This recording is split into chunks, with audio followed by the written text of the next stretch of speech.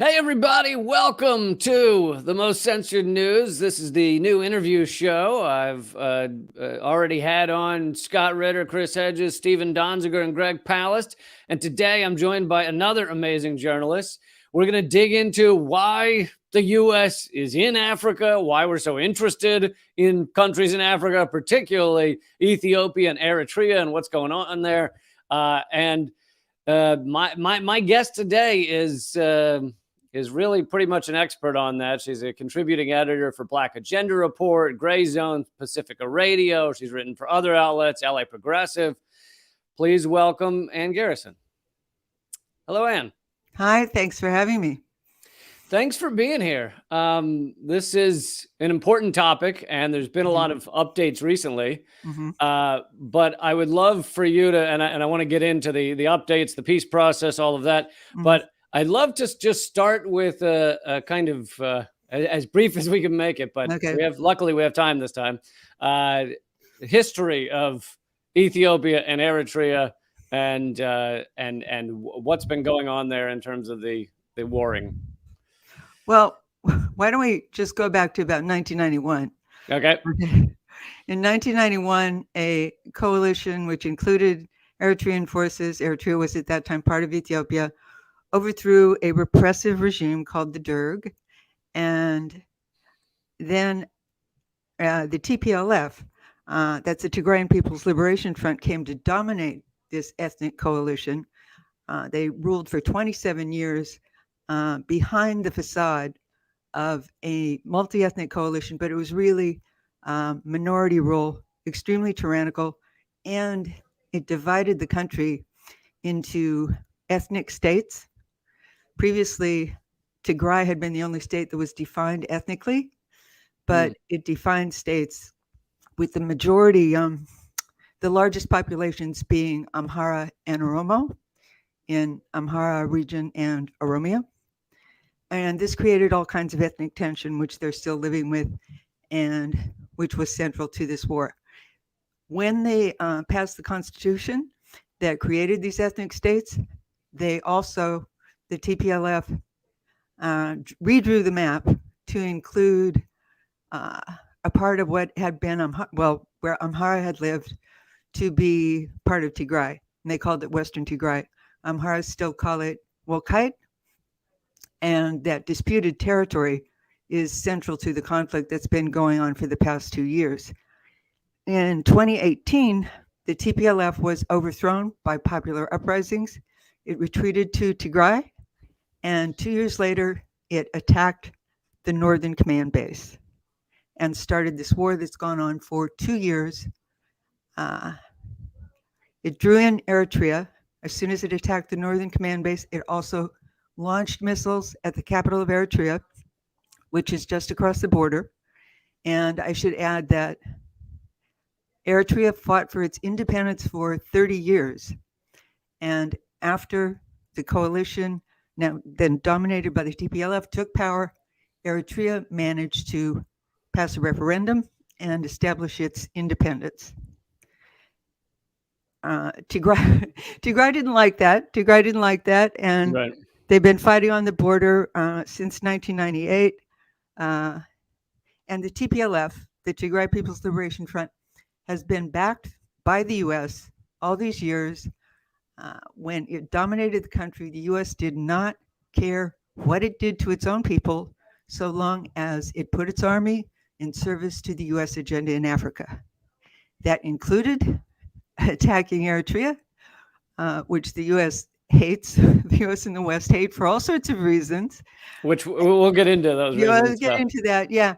And invading Somalia and overthrowing the Islamic courts, which were not Islamic extremists, and which had established a stability that was welcome to Somalians after many years of war and instability. Since then, it's been Al-Shabaab fighting and U.S. drone bombing ever since. How's that? that was well done. Throughout this war, the U.S. has given political, diplomatic, and narrative support to the TPLF talking about them as victims, possibly even victims of genocide. They may have given them other support, logistic and armed support, but there isn't hard proof of that. It's just likely. So until recently, the U.S. was basically doing what they could to stop the peace process. Is that correct? Well, the peace agreement was signed on November 2nd. Right. So this month. Yeah. This month, that was after the Ethiopian army was victorious on the battlefront. The Tigray People's Liberation Front, that's the rebel group. Rebel sounds sort of good, Rebel sounds positive unless you realize unless you factor in that they were harsh rulers for many years, etc. And at first, the TPLF marched toward Addis Ababa, the capital of Ethiopia, and their goal seemed to be to retake power then. And when they got close, the U.S. government warned its citizens to leave Addis Ababa, which indicated, instead of complaining that the TPLF was about to seize power in Addis Ababa, they warned their citizens to leave, which is a pretty good indicator that they were behind that. At that point, the president of Ethiopia went to the front, rallied forces. They drove the TPLF back into Tigray, where they've been since. Well, no, not since. The TPLF then invaded the neighboring regions of Amhara and Afar. But in the large sense, the way to think about this is that this attempt to control the Horn of Africa, which is for one, on all kinds of strategic waterways like Bab el-Mandeb Strait and the Straits of Hormuz. It's an attempt to pursue and maintain full spectrum dominance. When the TPLF was in power, they called it an anchor state. And they were not at that time howling about democracy. The TPLF claimed to have won an election by 100% in 2015. And Susan Rice actually laughed about it, forever alienated Ethiopians by laughing about that and saying that she believed it 100%. And then Obama, right. And then she and Obama went to Ethiopia and went on about how democratic it was. So I was looking at, let's see, I can show it to you. One article that's saying that now the U.S. is urging speedy implementation of the Ethiopia peace deal. Can you discuss why they're putting out that messaging now? Well, if the U.S. and the rest of the Western press are advanced troops of U.S. foreign policy, as I think we can usually assume they are, then the U.S. is not hoping for the success of the peace deal. It was complaining that Ethiopia and Eritrean troops were committing atrocities in Tigray, and there's a headline today saying that Eritrean troops are committing atrocities in Tigray, undermining the peace. And one clause in the peace agreement says that all foreign forces must leave Ethiopia, by which they mean Eritreans. And at this point, the U.S. government, the U.S. foreign policy establishment, seems to be willing to accept Ethiopia's victory in the war if it can just turn Ethiopia against Eritrea. And the other large way to look at this is that in 2018, after the TPLF was overthrown and Abiy Ahmed came to power, Ahmed, there's a tendency to, at first I started pronouncing that as though it was Arabic. It's not Arabic, so it's just Ahmed. He negotiated peace with Eritrea after decades of war, and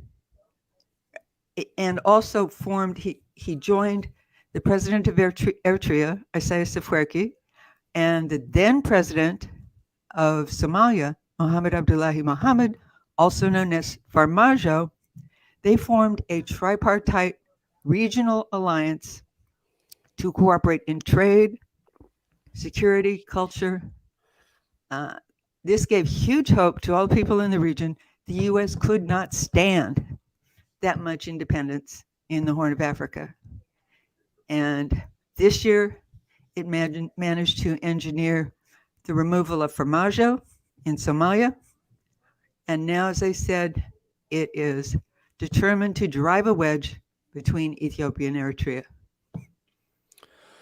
So let's get into why the U.S. Seems to be so dead set on I don't know, turning Eritrea into a failed state, or at least into a state that will be a U.S. puppet government. There's a lot of countries in Africa. It seems that the U.S. focuses more heavily on a handful of them, and so why is Eritrea towards the top of that list? Let me see if I can run down the reasons. They're about five. We got time. So. We got time. Okay, they're about five. If I forget one, I can go back to it. First of all, Eritrea is one of two nations that refuses to cooperate with AFRICOM, the U.S. Africa Command.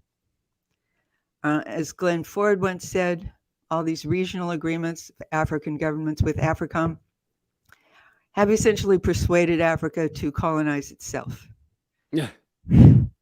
Eritrea and Zimbabwe do not go along, and Eritrea is in control of its own security services, its army, its navy, its coast guard. U.S. can't stand that. Two, it has stayed away from servitude to the International Monetary Fund and the World Bank. So that's another type of control that the U.S. and the rest of the West cannot exert over Eritrea. Right. Right now, Ethiopia is needing to restructure its IMF debt. And one of the questions is, how much leverage will that give the U.S.? The U.S. is the majority contributor and has virtual veto power at the IMF. So Eritrea has kept itself untangled, not indebted to the IMF and the World Bank. It is also an egalitarian society. It's sometimes called the Cuba of Africa. Those who really want to demonize it call it the North Korea of Africa. When I was there, they said, no, we're the Eritrea of Africa. But it is very fundamentally egalitarian. When I was there in the spring, one of the things that I immediately sensed was that egalitarian atmosphere. There are no gross disparities of wealth. No gross display of wealth, and that's not the kind of thing that you can hide. You can't say, and right. Garrison's coming, so we'd better hide the mansions in the presidential palace. Right. They have succeeded in pretty well eradicating childhood disease.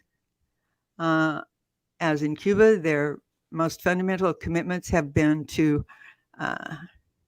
eradicating disease, especially childhood disease, educating, making education available to all, free education, and making healthcare available to all, and feeding the people. And okay, so that's that's I don't know if Noam Chomsky was the first one to say it, but he called it the threat of the good example. Exactly. It's one of the main reasons the U.S. continues to be at war economically with Cuba over 60 years is, the idea of a society that threw off the U.S. empire's chains and then gave everyone health care, housed everyone. No one fears for unemployment. They have a longer life expectancy. It's a real problem. Now, there's one more reason. Yep. And this is really key. Eritrea is determined to negotiate fair prices for the extraction of its natural resources. All I'd say, except South Africa. South Africa has a developed mining industry, but most African countries need Western technology to extract natural resources, whether it's oil and gas or mineral wealth. And Despite needing that technology, Eritrea has demanded a fair price. The example most often cited is something called the Bisha gold mine, where they negotiated a deal which is essentially 50-50. There are several steps along the way, ownership clauses and so forth, but it's essentially 50-50. And a Canadian mining company came in to develop this mine. Well, they were ready to. When they were ready to, they were going to get financing from a German company. The US bullied that German finance company out of doing that. And eventually, a Chinese finance company came in and financed the project. And eventually, a Chinese company bought the Canadian company's interest. So that's an unprecedented deal, 50-50.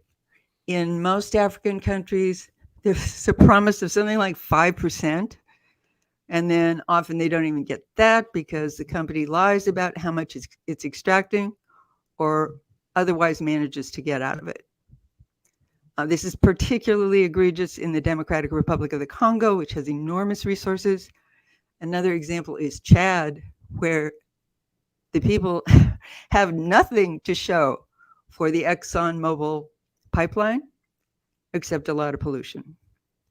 So this 50-50 deal, this determination to extract a fair price and then use the revenue to build the country, it's unprecedented. The US can't stand that, neither can the rest of the West or its greedy mining companies. Right.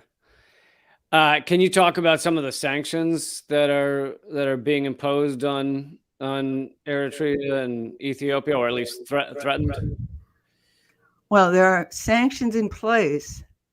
One of the worst within months of the war, January 2021, was the cancellation of Ethiopia's trade preference. This is something called the African Growth and Opportunity Act, allows African countries to, manufacturers who are manufacturing in Africa to, move over here a little bit, to import to the US without tariffs. So it canceled that. A lot of manufacturers left, and that trade preference cancellation is still in place. In Eritrea, the sanctions were really, really harsh. Most of all, Eritrea was excluded from the SWIFT system of conducting international banking transactions, as Russia was at the start of the Ukraine war. There are 4 countries, let's see, I got some notes here to make sure I get this right.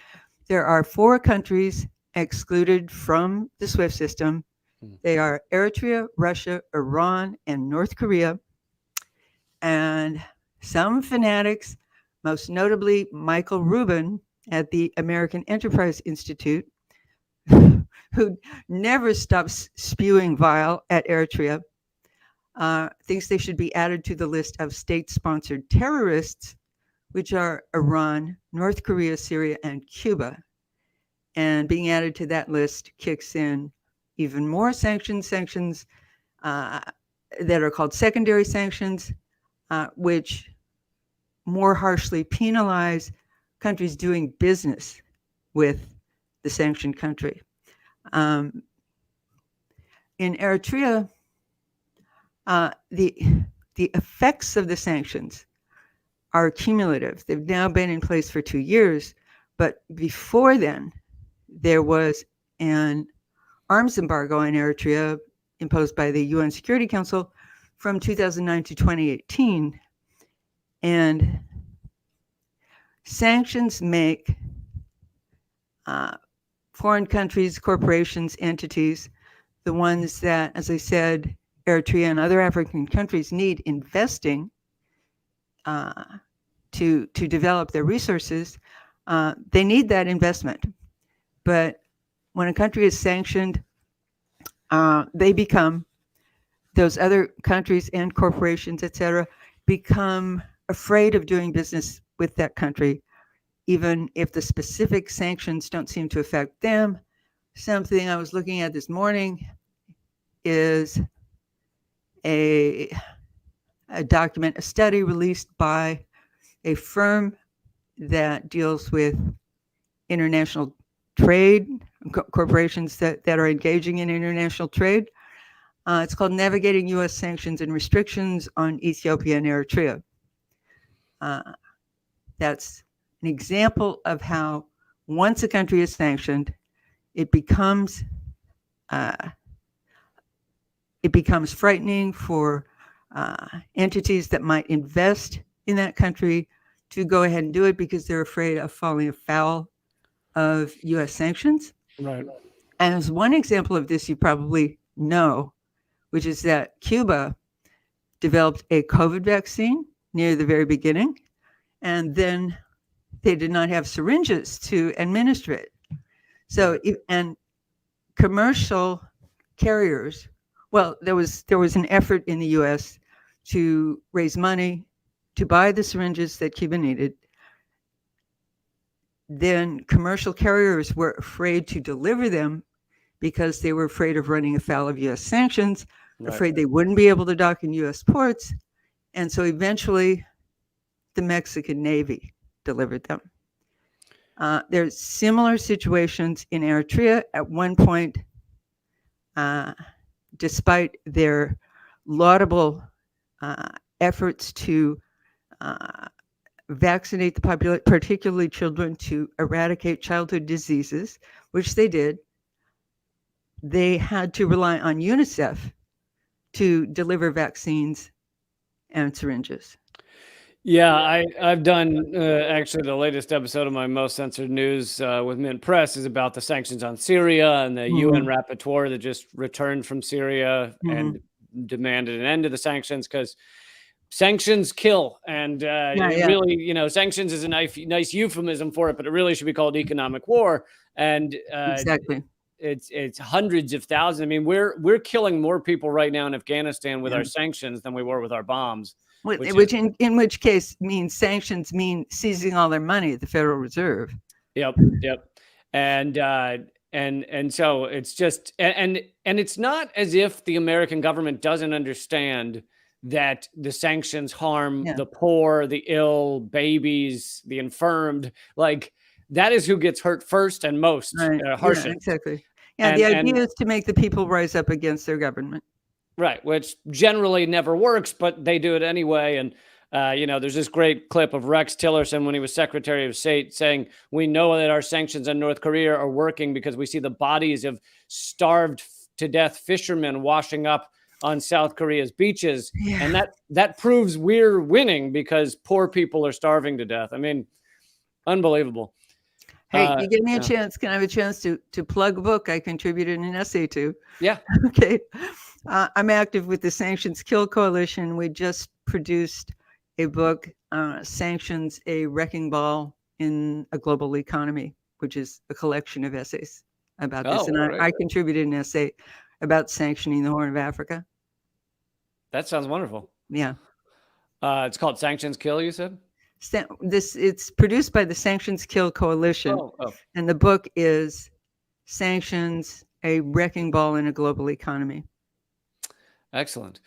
Someone in the comment thread, and I was going to ask this as well. Can you, and you actually mentioned it, I think a little, speak about China's influence in Africa, and you know this kind of talking point that seems to be the way the U.S. wants to phrase it for everyone is China is buying up Africa. China is investing heavily, and when I was in both Ethiopia and Eritrea, I would see significant evidence of that. When she became, excuse me, my cat's about to get into this. That's all right. Everyone loves a cat in a live stream. When Samantha Power became the head of USAID, she said that she would use USAID to counter Chinese and Russian influence in Africa. Of course. Yeah. One interesting thing about that is, again, as I said, Eritrea is determined to negotiate fair prices for its natural resources, and this includes in its dealings with China. And when I met the chief development strategist there, goodness, I forget. Eritrean and Ethiopian names are difficult, so I'm not even going to try to remember how to pronounce that one. But brilliant guy. He said, among other things, that no Chinese contractor will be awarded a contract that Eritrean contractors can do. And if a country is going to do business in Eritrea, it has to train and employ in Eritrea. Otherwise, the U.S. is competing with China in Africa. And in many cases, and this is true with European concerns too, China has so much cash that it can outbid the U.S. and European interests. And this took place in for example, Central African Republic, when I think it was 2014. The president said he was ready. The Central African Republic has really dense uranium reserves, and they were trying to develop them. And they said to France, which is the former colonizer of Central African Republic, well, the Chinese are ready to go. They've got all this cash, they're ready to go. The next thing you know, France, there had been an ethnic conflict, and France was sending troops to Central African Republic. The same thing happened in Mali. Can't remember the year, but it was sometime in the past decade. The next thing you knew, there were French troops in Mali, and the next thing you know, they went to Niger, which has the world's largest uranium reserves, to secure the largest uranium mines. Yeah. And in the end, there was some negotiation, and the French wound up with the majority interest and the Chinese with the minority interest. But you have this competition going on, and often China has more capital and is ready to go. I wanted to ask you, well, actually, before I ask that, am I missing any questions about the situation in Ethiopia and Eritrea? There's also Somalia. We should talk about Somalia. Okay. As I said, it was a tripartite regional cooperation agreement. But before we talk about that, let me talk about Eritrea's minimum integrated household agricultural package. Okay. I was reading this again yesterday. They gave me this. The Minister of Agriculture gave this to me when I was in Eritrea. And let's see, I wrote this down. The minimum integrated household agricultural package is one to invest in and encourage the success of Eritrean farmers. It means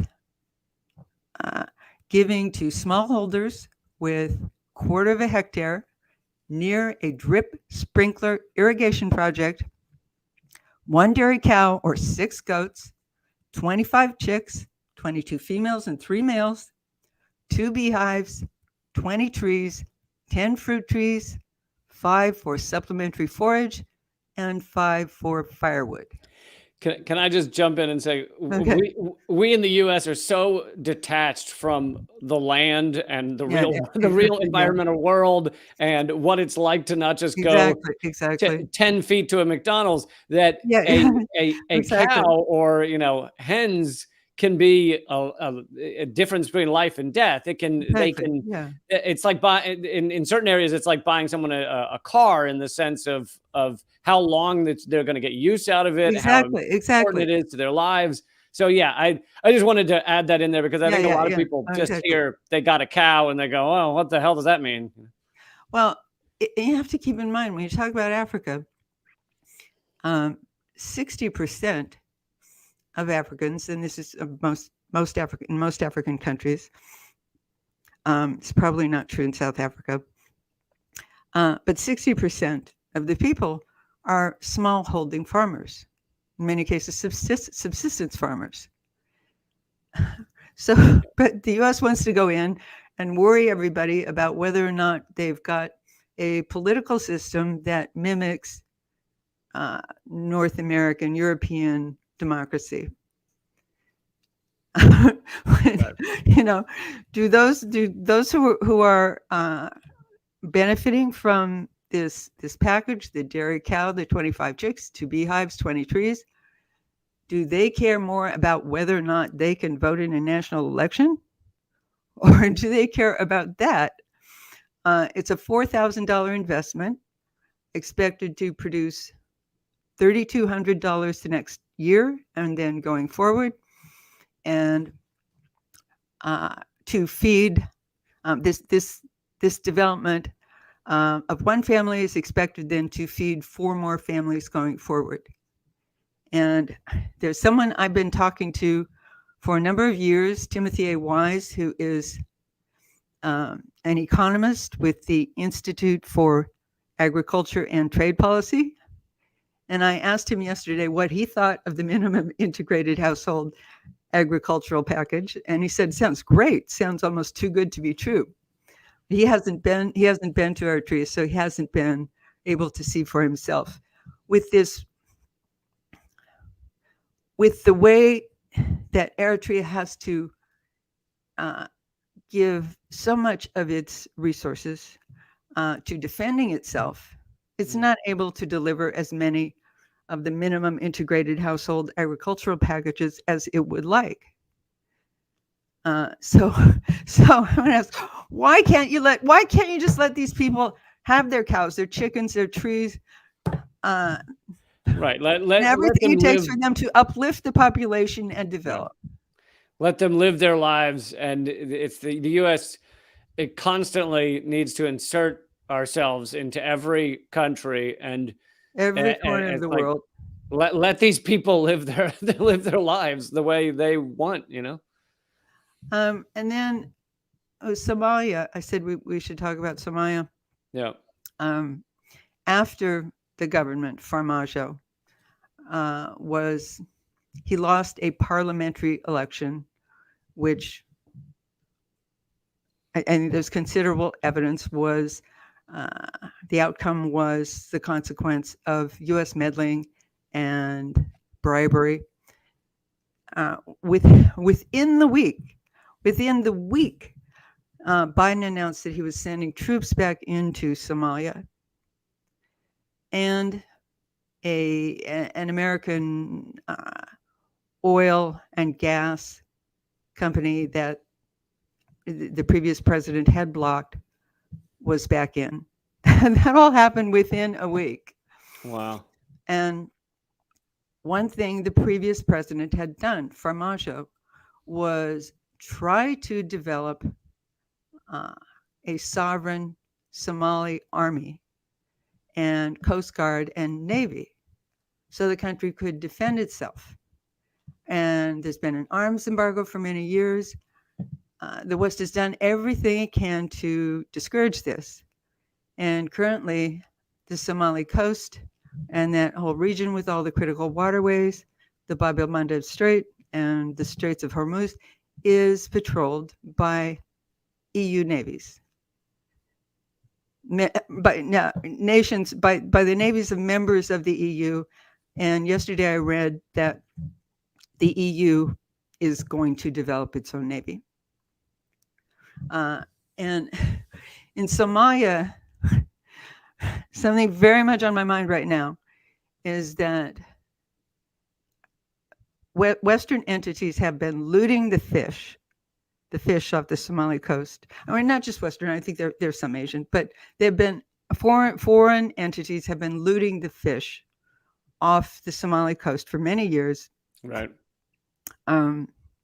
A scholar, Abdi Samatar from the University of Minnesota, told me billions of dollars of fish. Now, also, at the same time, European concerns have been dumping their toxic waste off the coast. And that includes nuclear waste. And a week or so ago, I was part of a Twitter space for Somalis and Somali Americans, and they were in a frenzy because they're sure that Norway is about to dump its nuclear waste off their coast. I Wow. have not seen hard evidence of their plan to do this. However, there is evidence that Norway is really having a problem finding a place to put its nuclear waste. They buried it. They buried some of its leaking. There was Norwegian resistance to dumping it on an island off the coast of Norway. So they are trying to do something with it, and these Somalis that I talked to were sure that they're going to dump it on them. And Wow. this has been done. This has been done previously by European mafia interests, and it's very well documented. Even the UN environmental program says that this has been going on for years. Yeah, I And think Africa in general has been viewed by the Western world as a place to steal from and a place to dump, and exactly. yeah. But one of the ironies about that is that the entities who are looting the fish and those who are dumping the waste, including nuclear waste, are not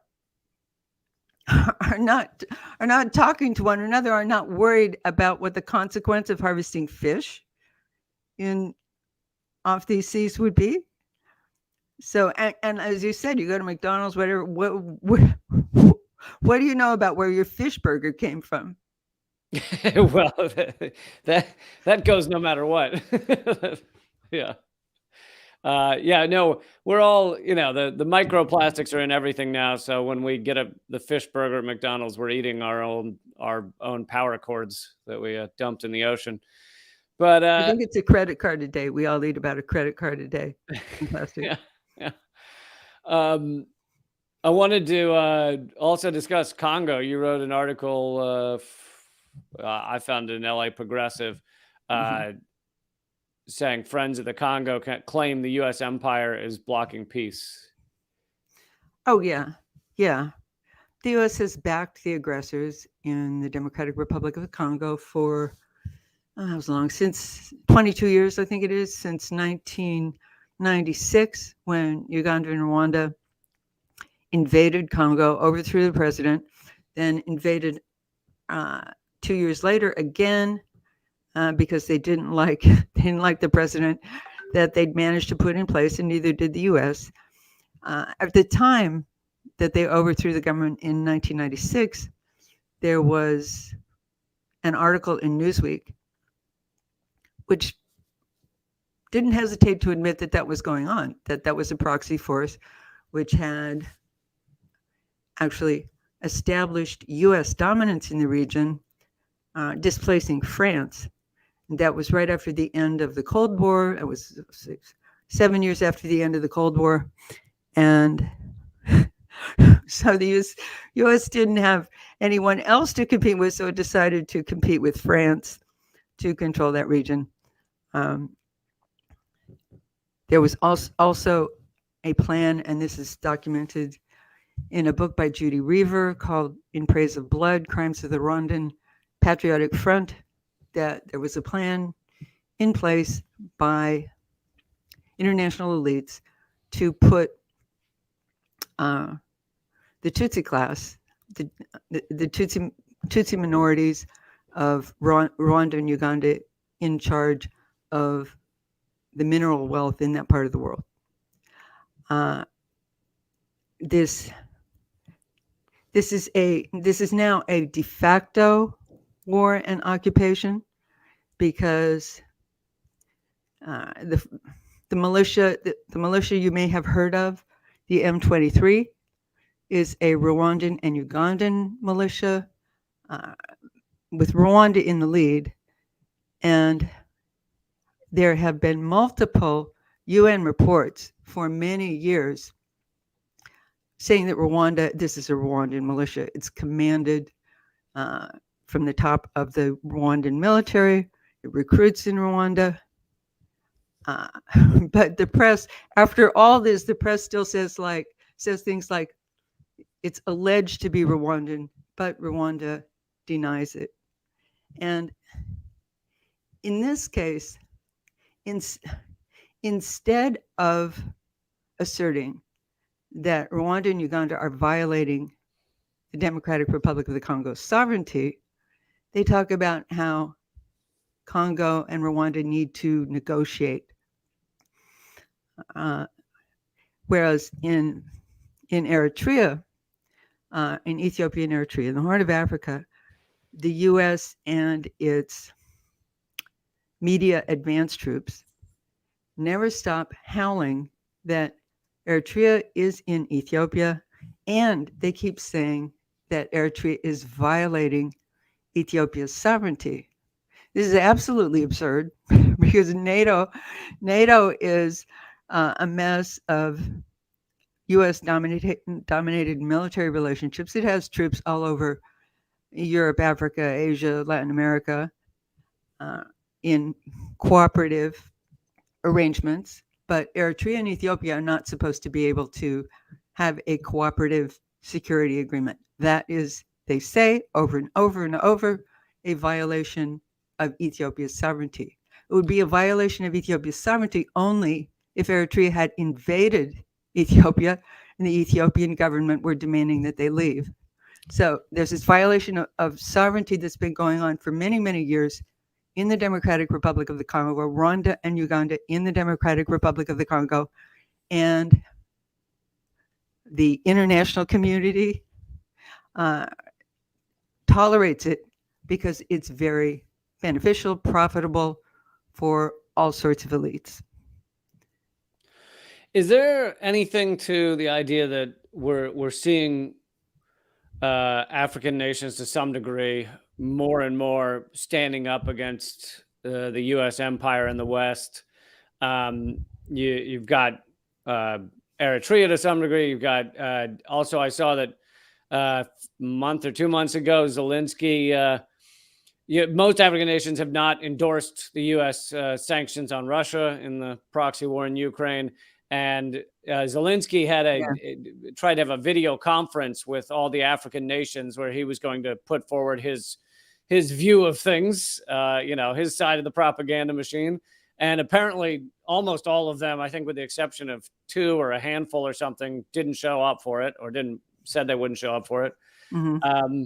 And then just the other day, Ghana announced plans to buy oil with gold instead of U.S. dollars, which is always dangerous. I missed that. To drop the petrodollar is always dangerous. Yeah, well, the more you exclude countries from using the SWIFT system for conducting international banking transactions, the more they're going to find other ways to get around it. Right. It's still very difficult, but they're going to find other ways to get around it. There's the bill that passed the House hasn't become law yet because it hasn't made it through the Senate, which is, I think it's 7311. It's called Countering Malign Russian Activities in Africa. And this says, among other things, that Africa might seek Russia might seek to develop resources, extract resources in Africa. Oh my God, we can't have that. We can't have that. But one interesting thing about that, however, is that Russia is so resource rich that it doesn't really need African resources, nowhere near to the extent that North America, Europe, and also China do. But nevertheless, there's this bill, and many Africans were outraged about that and are demanding that the Senate not pass it and that it not become. I mean, talk about violating sovereignty. Anything like that is a violation of the affected nation's sovereignty. Let's see. There was something I wanted to say about this. It's a bit of a non sequitur, but I wanted to get back to the agriculture. Okay. Something I didn't say about the agriculture. I described the minimum integrated household agricultural package, but I didn't say that this is a sustainable alternative to the green revolution. I think this is the second green revolution. There was one that failed in the past, but Bill Gates has promoted this green revolution in Africa, which is which relies on fossil fuel based fertilizer, manufactured seeds that it wants to get African farmers dependent on. Basically, Gates wants to saturate much of Africa with fossil fuel based fertilizer, which ultimately degrades the soil and becomes less and less effective. Yeah, you've got it. Yes. Africa. Yes, that's my interview with the gentleman I mentioned, Timothy A. Wise of the Institute for Agriculture and Trade Policy. Mm-hmm. Yeah. And yeah, go ahead. Yeah, well, yeah, there's some very fascinating stuff in that article, like the fertilizer pipeline from Russia to Africa, and there's discussions to get it restarted again, and a lot of people don't understand that, you know, some of this fertilizer and the various components of it, you cut that off, and it really is impossible in some of these areas to keep manufacturing food. Well, in places where farmers have become dependent on this fossil fuel based fertilizer. Right. One thing about Eritrea is that in its agricultural development, it is using biofertilizers. And what's the other one? There's I'm forgetting. There's biopesticides, natural pesticides. Right. Whereas one thing that happens when you saturate land with fossil fuel fertilizers is that it encourages pests, and then you have to use the corporate pesticides that are part of industrial agriculture and that are, you know, ultimately damaging to the land and to people's health. There's an organization there discussed. I'm sorry, I can't remember its name, but there's an organization of African farmers and fishermen trying to counter this. Yeah, and this has been cut off. That pipeline's been cut off because of the proxy war, correct? Yeah, and you hear, you know, as well with their natural gas shortages, and U.S. natural gas companies are making a killing. The same is true of U.S. fertilizer companies. That pipeline goes from somewhere in Russia to the Ukrainian coast. And from there it would go to, well, it's ammonia. It's actually ammonia. Ammonia is created from natural gas. And the fertilizers used in industrial agriculture are usually manufactured from ammonia then. So there's an ammonia pipeline from Russia to the Ukrainian coast. There is constant talk about opening it back up. And meanwhile, there's a lot of hand-wringing about fertilizer shortages as a result. But as Timothy Wise explained in that article, what are needed are organic short supply chain fertilizers and agricultural techniques that are not vulnerable to global supply chain disruption. Right. Well, we all need to move more locally and, produce locally. And the unintended consequences of these sanctions and the splitting of the world's economies is that may begin to happen, but of course not without a lot of pain. We got 5 minutes left. Is there anything I missed about AFRICOM or anything else? We should probably talk a bit more about the peace agreement. At this point, the press has become sort of quiet about Ethiopia, the press that I characterized as the advanced troops of UN foreign policy, I think people are waiting to see whether or not the peace agreement will hold. Now, hopefully it will, because this war has been horrible. I saw a lot of the effects in Amhara and Afar regions in Ethiopia when I was there in the spring. I particularly went to those regions because the atrocity press was all screaming about atrocities in Tigray, but I saw IDP camps where people have been driven from their homes by the TPLF in both of those regions, and they were living in miserable conditions.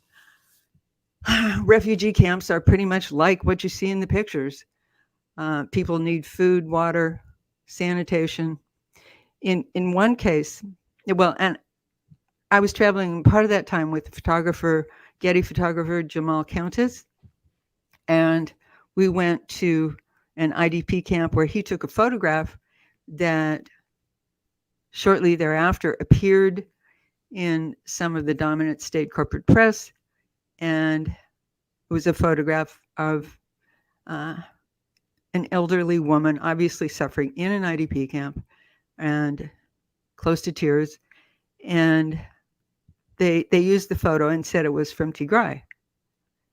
And I was then able to say, wait a minute, I was there when Jamal Countess took that photograph. I met that woman. It was in Amhara region.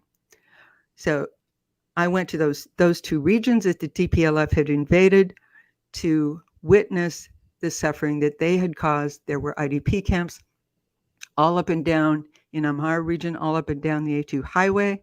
That's the main thoroughfare. And all along the side of the road in Afar. And one other thing I observed in Afar was that there were aid convoys constantly going to Tigray. Yeah, we should talk about the genocide narrative. We didn't talk about this. The genocide narrative has more or less replaced or become more significant than the war on terror narrative for justifying U.S. intervention. Right. And shortly, within a day of the TPLF attacks on the Northern Command Base, the Ethiopian Army's Northern Command Base, the hashtag Tigray genocide started appearing on Twitter. And the TPLF is very similar to the Rwandan Patriotic Front. What the whole question of what actually happened in Rwanda, which is the cornerstone of U.S. interventionist policy, is a long subject. And I'd recommend you might talk at some point to Judy Reaver, the author of that book I mentioned, In Praise of Blood, Crimes of the Rwandan Patriotic Front. But the Rwandan government lives by its genocide narrative. It says we were victims of genocide, and therefore we have a right to do whatever. Any criticism is countered with the Rwandan genocide narrative, and the same sounds like Israel. Yeah, exactly. And Rwanda has a very close relationship with Israel. They reinforce one another all the time about this. The TPLF is the same, and they're also very close to the RPF. And there's a style of argument, if you can call it that I ran into again and again and again, not only with the Rwandan Patriotic Front when I started talking about Rwanda, and also with the TPLF. They will assert it's genocide because I say it's genocide, and you that is supposed to close conversation, and right. You are a genocide denier. They will get very, very aggressive about it. The same thing is happening now regarding Ukraine. There was just, I think it was Germany passed legislation. Well, if they haven't done it, they're about to pass legislation making it a crime to deny that a famine 90 years ago was a genocide by the Soviet Union against Ukraine. And hilarious. Conversely, Yeah. the bill put in front of the UN to not glorify Nazism, when it was put in front of the UN last year, two countries voted against it, including the US.